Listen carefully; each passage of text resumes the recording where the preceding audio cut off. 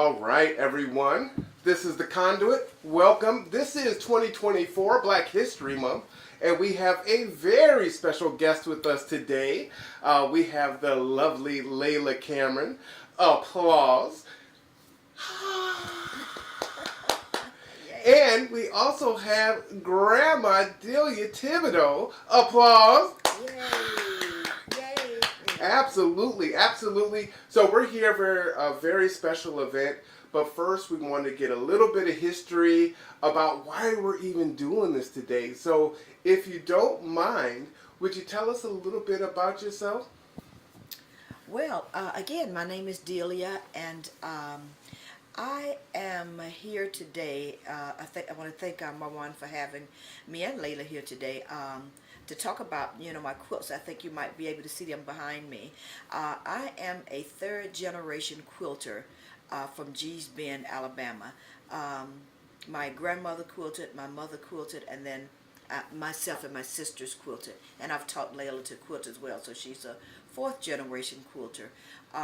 If you're not familiar with the quilters of Bend, they are well known, they're world renowned quilters, so they are quite famous, I might say. They have quilts in museums around the world, the Metropolitan, um, and the museums in Houston, museums in New York, and Philadelphia, and all of those places. So the quilts are well known. So that's who I am. I'm a fourth generation quilter from Bend, Alabama. So tell us, it is Black History Month and this is historic. So with four generations, how did your family get into quilting? It's a long story. I've been quilting since I was 13, and my family, I mean, they've always quilted because it was a way of life for them. It was a way for them to create something that was useful. They needed something for their beds, so they used quilting for that. And we'll transition later on into how we got here now. But originally, when my family started quilting, it was something useful. Again, it was something that was necessary. It was a necessity, something to keep them warm, put on their beds and keep them warm. Bear in mind, now, I said I'm a third generation quilter. My grandmother quilted, and she's from that era back, when she was born in 1800s. I'm not sure of the exact date, but she was born in 1800s. So she has come through, a period of slavery. She's come through the Great Depression. She's come through all of that.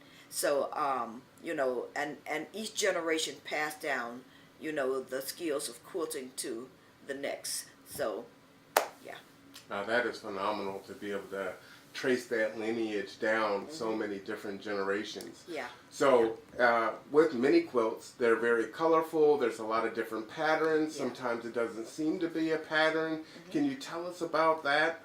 Just looking at the quilts behind. Yeah. Can you talk about, how do you get the inspiration to design a quilt? Are you thinking about patterns? Are you matching color palettes? Go into that a little bit.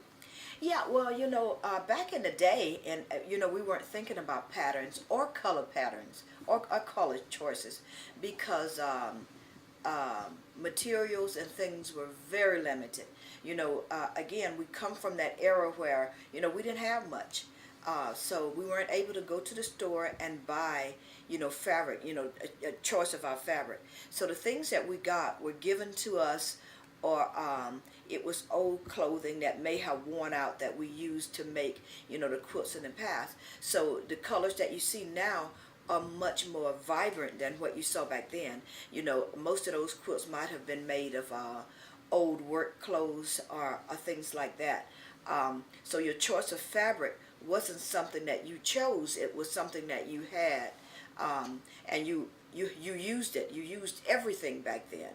So and the patterns were not deliberate either. It just depended on what fabric you had, and you put it together, and lo and behold, it came out to something beautiful, but it wasn't planned.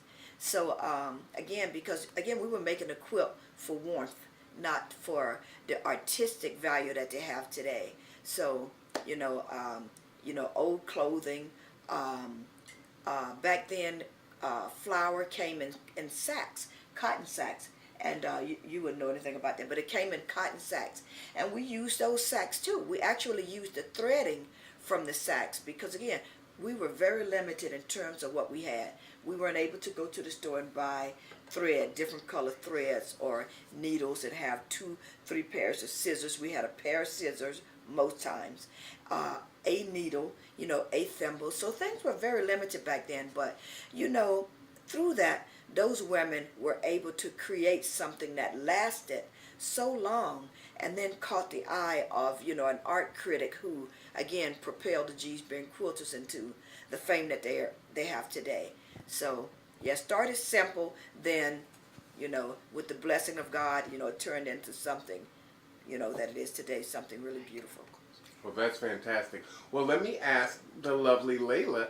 Layla, do you remember how old you were when you did your first quilt? Maybe like 8. 8, 8? probably. And who showed you how to quilt? Nana. Nana showed you how to quilt? And I think something special happened to your quilt, true? Mm-hmm. What happened to your quilt? Oh, yeah, we sold it. Yeah. Where'd you sell it at?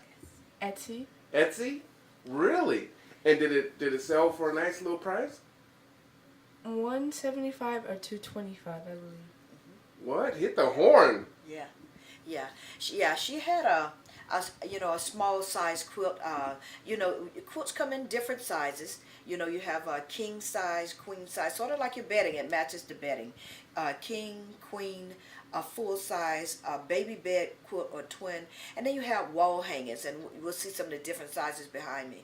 So the quilt Layla created, she sat and she put, she picked some colors from the bin, pink, most of it was pink, beautiful different colors of pink, and she put them together. And I have an Etsy shop, so her quilt was in my Etsy shop. Her and I share an Etsy shop, so I put it in the Etsy shop, and we had a couple of people call about her quilt.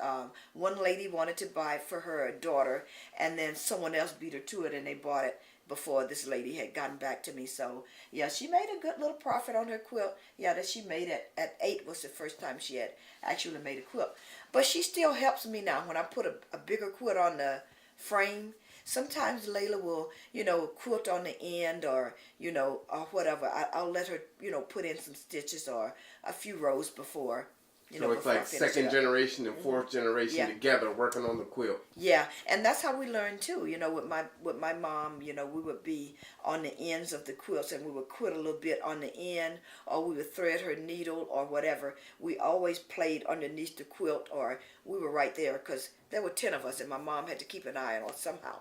So we were right there as she was quilting, learning, but doing no things. So that's how I teach Layla and Elise as well, because Elise is only 5 and she can't actually use the needle, but she'll sit and pick out colors, and she'll tell me, Nana, I want this quilt, or I want this, and so I'll try to put together whatever she picks out. So I love it. So tell us your Etsy website so people can go and visit and purchase quilts there. Okay. My Etsy shop is, of course, it's etsy.com shop /reap what you sow nice.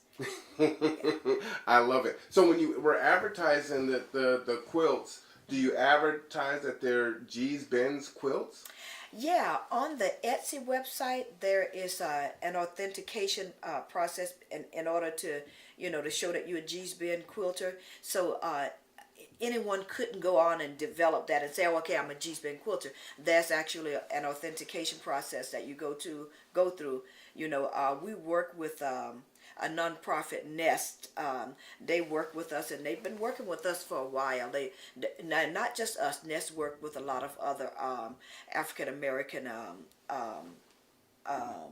communities, to help highlight their art and the artists who create the artwork. So they're good people to partner with. So they have worked with us to help us set up our Etsy shops. That's how how we got pretty much that that going. And but what we put in the shops, it's up to us. We run the shops. And again, Etsy is your own personal business, so you put things in there that you think people would like and that would sell. So you put stuff in, you upkeep it, and So let me ask you this, right? Folks, quilt all over the world. What makes G's Bend so special? Why is it so historic? I think there's a G's Bend festival for quilting. Am I correct? Yeah. Well, we've had two now. It's called Airing of the Quilts. So last year was our second Airing of the Quilts. Yeah, and it's pretty big. We have people that come, from all over the place. Last year, people that were there from England. So we have people that come from all over the place. And I get that question a lot about, what makes the G's Bend quilts special or different from other quilts. And it's not just the quilts itself. It's actually, it's the whole story, and it's part of civil rights struggle and all of that. So there's a whole story surrounding G's Bend. G's Bend itself used to be a plantation. And the name G's Bend is derived from the person who owned the plantation was Joseph G. And G's Bend sits on the bend of the Alabama River. So it's part of G is from Joseph G, and then the fact that it sits on the bend, G's Bend, that's how it derived its name. So and it's a relatively small rural community, always has been. And the folks there are the nicest people that you're ever going to meet. If you go there, they may not know you, but you're going to have a lot of laughter. You're going to have a lot of fun and a lot of food, because that's what they're going to do. They're going to feed you and make sure that you're taken care of. So it's not just a quilting. So it's a whole story that goes with it. As I said, it deals with people having persevered through slavery, people having persevered through the Depression, the Civil Rights Movement. We had Dr. Martin Luther King has been in the community, and he, helped people get registered to vote back when, if you weren't supposed to, and things were just gearing up towards bloody Tuesday, Wednesday. Yeah. So so there's a lot of history there. The whole story is what makes G's Bend and the quilts so special. Like this it. So this is, I appreciate you going into the history of G's Bend and how we got here today in 2024. And Layla, whether you appreciate it or not now, as a 12-year-old, later on, when you hit our age, you'll look back on this and you will see that you were making Black history in the moment, right? So this is contemporary Black history that you'll get to look back on. And so you are a part of something very special. So let's talk about what's happening in Target. Talk about that. Yeah, again, in conjunction with Nest, Target, and it's not just Target, but for this particular project, it was Target. They had looked at different Etsy shops, and there are. I'm not sure exactly the number of ladies from G's Bend that have Etsy shops, but there are quite a few that you have on Etsy. So Target looked at those shops, and they were looking for designs to help develop products that they wanted to use for Black History Month, because Target do partner with a lot of African Americans again to highlight their works and their products. So they decided to use some of the G's Bend designs this time. So Target chose the products that they wanted to use. They chose the image from 3 different quilters that they wanted to use.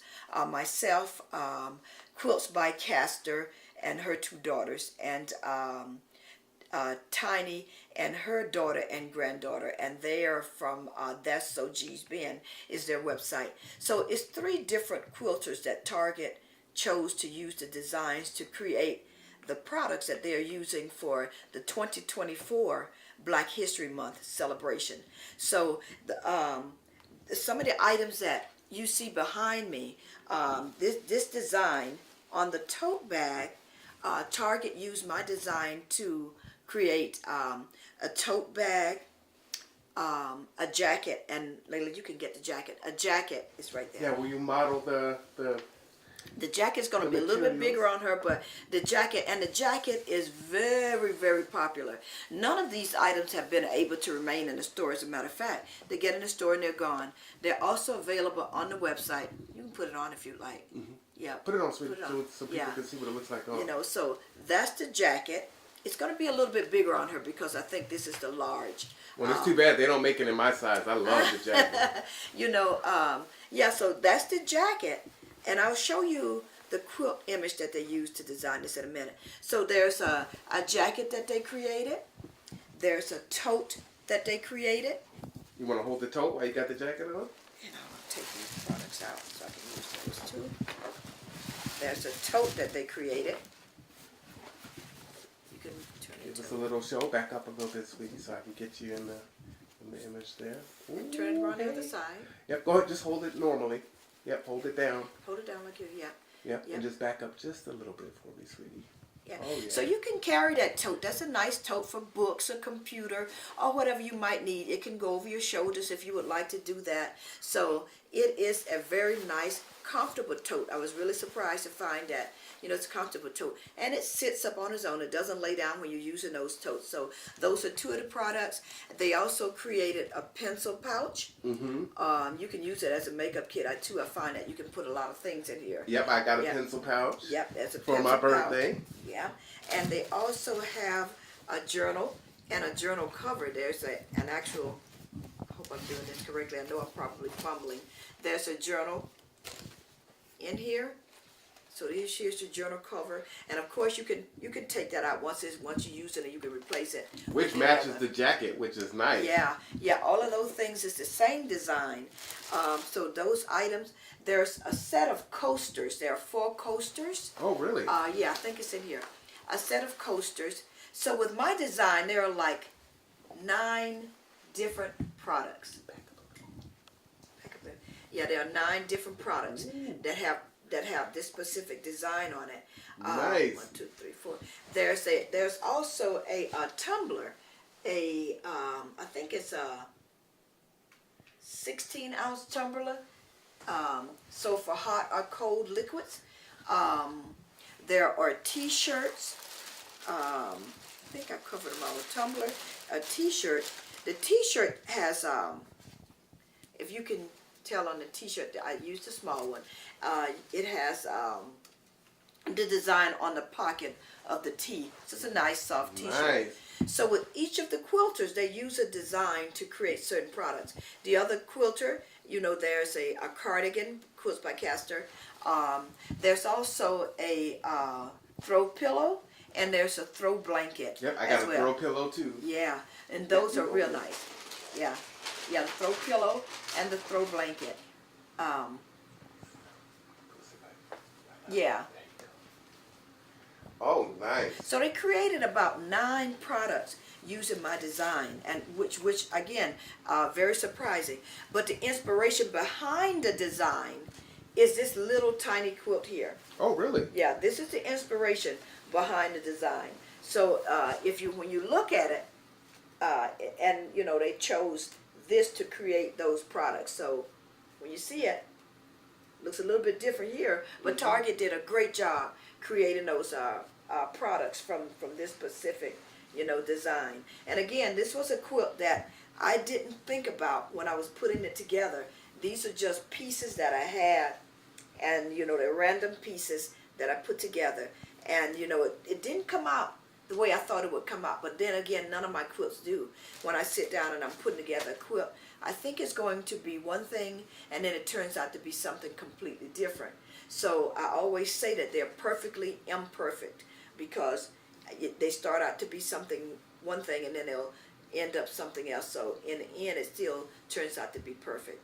So when you're making the quilts, are you making them just you know, because it's fun to do? Are you thinking about something in mind, like there's a baby coming on the way, so I'm going to make a quilt for a newborn? Like, is there, you know, a directed purpose behind it, or it's just, you know, I'm gonna make a quilt and I'm just gonna pull these things in and it's gonna become what it becomes? It's a little bit of both. Sometimes, if there's a baby being born, yes, I made my niece a quilt, but that's been a couple of years ago that I did that. It could be an event like that, the birth of a baby. It could be a wedding. Someone might be getting married. Or it could be a birthday for somebody, for a birthday. Especially back in the day, you used to do that because, again, you didn't have money to buy a gift. So you might have made a quilt for that individual, for that special event. So now, if I'm making a quilt for something like that, yeah, I will definitely, now I can choose colors that I like, whereas I wouldn't have been able to do that before. I have a lot of fabric that I keep, and I rarely buy fabric. So I'll use everything. I don't like to throw anything in the trash. It can be the tiniest of piece sometimes. I think I'm not going to use it. I might put it in the trash and then I go back and get it before it really gets into the trash. So I'll bring it back and I'll use it. But other than that, I quilt because it is therapeutic for me. It helps. It takes your mind off your pain. Or if you're not feeling well, sometimes it takes your mind off of the thing that might be bothering you, and it helps me to relax. And my sister says the same thing when she's quilting. It helps her to relax as well. And then sometimes people may ask, if you would do a specific quilt that's for a commission. Mm-hmm. So if it's something like that, then the person might choose the colors they want, and they might choose something that they want me to do. So that's a little bit different than my own creativity in terms of, making a quilt. So can they message you on Etsy if someone wanted to do that and have you commission a quilt? Yeah, they can message me on Etsy. Sometimes, if they have my business card, they have my Gmail address. They can also send me, a Gmail, and I'll respond to it that way. But normally, Etsy is they've been pretty good. I get a lot of responses from Etsy. Good. All right. So, Layla, what about you? When you were making your quilts, what was your motivation for making the quilts? I just wanted to see how hard it was. Did you think it was hard? It took a long time. Like, a while to make, because you have to sew the pieces together. And then there's like a piece of cotton that you have to put in the middle. And then you have to make each of the individual rows, and it took a long time to make. But you were able to see it through and make your quilt. I poked my finger a lot of times, so. You poke your finger a I lot? poked my finger a lot. Do you wear thimbles, or do you just get used to it? No, I didn't wear them because they felt weird on my fingers, and it was hard to sew with it. So I just poked my finger. Yeah. It takes some time getting used to the thimble. So when you're younger, like she is, it takes time to, get used to the thimble on your and how to use it. So for her, she's still in that learning process of quilting. So and even for me, I'm an experienced quilter, but I still stick my fingers. When I do a big quilt, it takes about a month, 2 months for your fingertips to heal, because you're sticking it a lot of times, pushing the needle, up and down. You're sticking your finger quite a bit. So at the end of that quilt, your fingertips are kind of sore, and it takes a while for them to heal when you've made a big quilt. A smaller one like this doesn't matter. You don't have that problem because you're using a different type frame. This would be in a hoop rather than on a frame. So, and Layla was explaining how, the different parts of a quilt. There are different parts of a quilt. There's a topping, which is this pretty part you see here. That's the topping. That's the first part of the quilt when you're quilting. Once you get the topping made, that's the first part. But you're not done yet. You're just not beginning. So now you have to decide, well, what am I going to put in between? There are 3 layers to the quilt: the topping, the middle piece, which is the batting, and then the back part, which is the lining or the backing. So you got to choose what you want to put in the quilt, and then what's the backing to the quilt. They're not all, this color. This is a muslin backing. Usually it's the normal for a quilt, but I don't just use that muslin backing. I like to branch out, and I like to use different types of let me see if I got one here. Yeah, I like to use a different type of lining, a different backing. Oh wow, okay. Yeah, so it almost makes your quilt double sided. Mm-hmm. So, but you know, this is the, again, this would be the topping, and then you know the inside is a cotton layer, and then the backing. So you have different 3 different pieces to a quilt. So it's a good thing that Layla learned. You know, she got that really early on at 8. So she made her first quilt at 8. I didn't make my first quilt until I was 13. Wow. Yeah, it was a requirement. You know, my mom, by that time you were going to make a quilt. So, and I didn't want to make a quilt either. So, but hey, I had to make it. So, and I'm glad I learned that, because it's a skill now that, you know, it is serving me well, and I think it's going to serve, you know, my granddaughter well. Now there is a quilt out there that Tiffany made, who is in the middle of these generations, that was made for my dad, and he loved watermelons. Yeah. And it's a 2-sided quilt, and it's got seeds, and it's green, red, and black.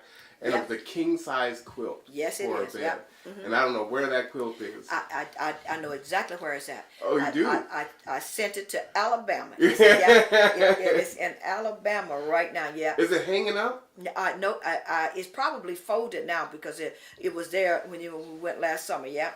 That is a historic piece. Yeah, yep. It was. I remember working on that. I came up from San Francisco one weekend, and she had it in the frame, and she wasn't going to be able to finish it. So me and her sat down that weekend, and we quilted all weekend, and we got that quilt out. It was a big job. It was a big job, because it takes quite a few days to finish a king size quilt, and we did it in that weekend. But it was 2 of us working together. Oh, he loved that quilt. He loved that quilt. I remember that. It brings back a good memory. Yeah. So again, for Black History Month, the G's Bend quilts are at Target. Yeah, the product, you know, is, yeah, you can get you can get what would I call it? You can get an item that is part of you know, the G's Bend quilts, which is a good thing, because Target has them priced really well, that people who may not necessarily be able to afford the quilt on Etsy, but you can go to Target, and then you can definitely choose something that's so G's Bend, you know, that will remind you of, hey, I have a piece of the history of G's Bend, something that, you know, that's part of the quilters of G's Bend. But if not, if you don't find what you're looking for at Target, again, you might find it on Etsy. So, you know, give it a try and see what you might have. They will be in Target through Black History Month and online. So you can also go online and purchase an item if you can't find it in the Target, because again, the items were selling out really fast. So will they be online after Black History Month? After Black History Month, I think they have a short period, a sell-off period. I think it's like 6 weeks or something. You might be able to find an item, but after that, then they will not be available after that. So do not delay. When I went in and took the original pictures and the video, there was very few items there.